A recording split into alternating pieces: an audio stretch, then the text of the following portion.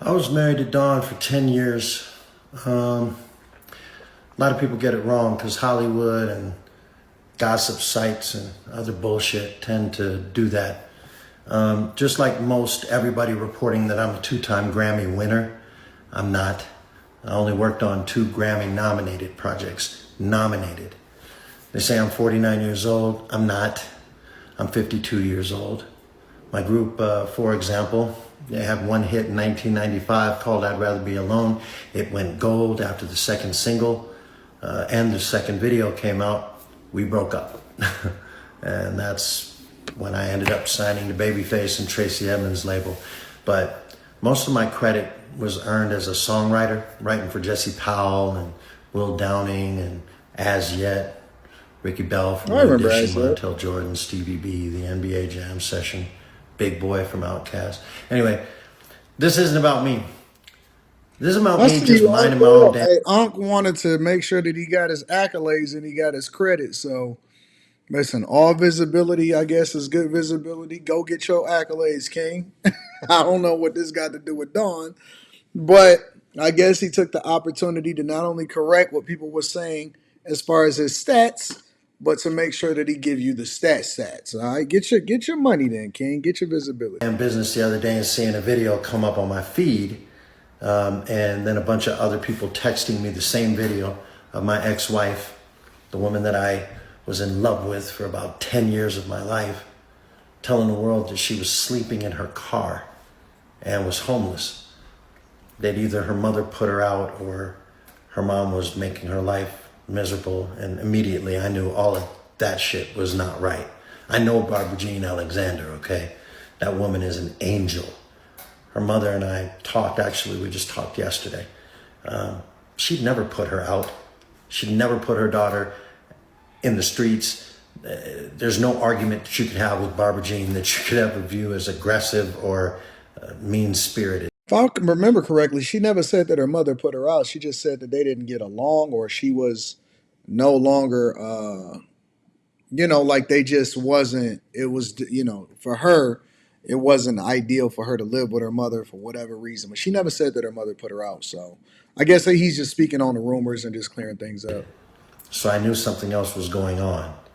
I don't know. I scroll through and I see people talking and people ripping her apart and putting their 2 cents in. But this music industry is demonic. It takes and it takes and it takes. It uses you up until you have nothing left, and then it seeks to destroy you for the ratings. Because the people at the top, they get paid on both ends, on your way up and on your way down. So if nothing else, I just want people to look at Dawn as a human being right now. I know Jermaine Dupri seems to feel like maybe this might be a hoax that she's doing or some kind of publicity stunt. Slim Thug had a more human take on what's happening, but those are men. What I want you to understand is that this is a woman, and while we can bounce back and end up in a position like I'm in right now, I'm an executive for Hilton. I make over $500,000 a year. Not everybody can do that shit.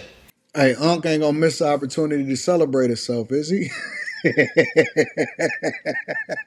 I ain't mad at him. You know what I'm saying? I ain't hating at all. Hey, I don't know why he would say where he worked at because it kind of puts a target on his back for people to then research him and troll him and dox him and all of that stuff. So I think that he should be a little bit more careful with that. I'm not sure how familiar he is with how social media work the way that it's working today. But I said the same thing in that women, they, for whatever reason, they under the guise that they can operate from the same lens as men, and they can't. You can't look at it the same way as men. Y'all not as strong of us. I know y'all think that y'all are, and y'all don't need men, but I look at it from a different lens. Also, he can say that the music industry is demonic, but she's the one that made the vlog and put it out. So if you're saying, oh, okay, well, it's benefiting off the publicity, whether you're going up or whether you're going down, she the one that decided not to go with En Vogue, and Vogue is still touring her today. You know what I'm saying? She joined Lucy Pearl. I know you was married to her for 10 years, but the fact of the matter is she self-recorded it, put herself on the camera, talked about it, and then she put it out there because she wanted it to be out there. And so while we can, be sympathetic towards her, two things can be true.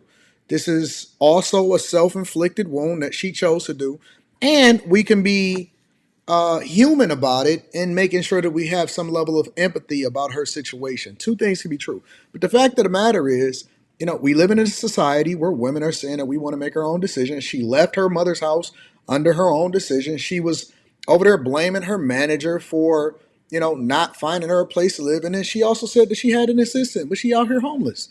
So you can't have it both ways. Either you're gonna look at it from one lens or the other, but we're not just gonna have unconditional compassion for a situation, because that's not how it works when people are grown and they make the decision to do what they want to do. We can look at her situation and say, yeah, I want the best for her. Maybe we look out for her, but it doesn't absolve her from taking responsibility for her own situation. Without some help. So maybe you could call it survivor's guilt or whatever the fuck you want to call it. But when I see my ex, somebody that had my heart at one point in my life struggling, I don't believe that bullshit about her wanting to do van life or, wanting to have to put a video out telling everybody that she's living in her car. I believe it was a cry for help. I do too. So I reached my hand. I do too. To help. Sad part is, I don't think she'll take it. I'd love if she did, but this industry, it twists your head up so fucking tight that the only thing that matters is the crowd's approval, and she doesn't have the crowd anymore. And she can't do anything to get that back. She don't really believe that. I know that's what all this is about, but she's struggling with something. I'm not a doctor, but I'm aware of, mental health issues. I had one at a point in my life decades ago. I had problems with my temper. I had abandonment issues from being abandoned by my mother, abused, raped, incarcerated, molested throughout my childhood, my entire childhood. But I'm a man. I bounced back and worked through my mental health issues. But what about when you're the biggest girl group since the Supremes and you're conditioned by producers, predatory fucking producers who know that they're gonna fuck you for every dime that you earn. But they feed you a bunch of hope and dreams, and you record album after album after album and never, ever, ever fucking get rich. Now you're older and the radio stations, they don't want to really play your new music. They don't want to play your music videos. They don't want nothing to do with you. You didn't get your big shot to put out your solo album. The bills start piling up. The shows start drying up. And you're getting older still. Your group kicks you out. You find another group. That group kicks you out. You finally meet the man that you want to marry, and you marry him. Then he kicks you out. But you still have dreams. The people that come. So were you a part of this predatory industry? what the hell is going on here? They don't quite know how to get it done for you. So you get bitter and you get angrier. You start to be demanding, and people look at you like, who the fuck are you to be demanding? You haven't had a hit in years. What have you done for me lately? And then you get angrier and more bitter. And then you get left alone. Because you lash out a lot. Because you started out that really sweet girl with all these dreams that were coming true, where you did the work and you did what you were supposed to do, what you were directed to do. And the money came and you didn't get any of it. Now nobody wants to work with you. What the fuck did she do wrong? No record labels want to sign you because in the meantime, Napster just happened. And people stop buying music. The fans that love you so much, they steal your music now. And then they read about you sleeping in your car. Half of these twisted fools out here and down in the comments, they're living their own psychosis. We understand that. Half of them are hoping that they hear a sad ending. The other are praying for your success. And your mind is desperately swimming in survival mode, trying to figure out how to get your head above the water so you can breathe. She's drowning, guys. She's fucking drowning. That's what I think. But that's just a human take on it. Who am I? The guy that left her, the guy that bad-mouthed her decades ago, calling her a spoiled bitch, among other things. Yeah, that's me. But at the time, I was hurt because I didn't know how to respond to her pain. You know what I mean? But I've had a long time to think about it, a lot of life to learn how to read, and I don't want people to misread her. So I know she doesn't want help from me or anybody else. I don't blame her. She needs help in ways that most people can't provide. She needs some fucking professional courtesy, some love, some empathy, a time machine. She needs a fucking job. So I hope I was able to shed a little bit of light on the struggle that's happening in this situation.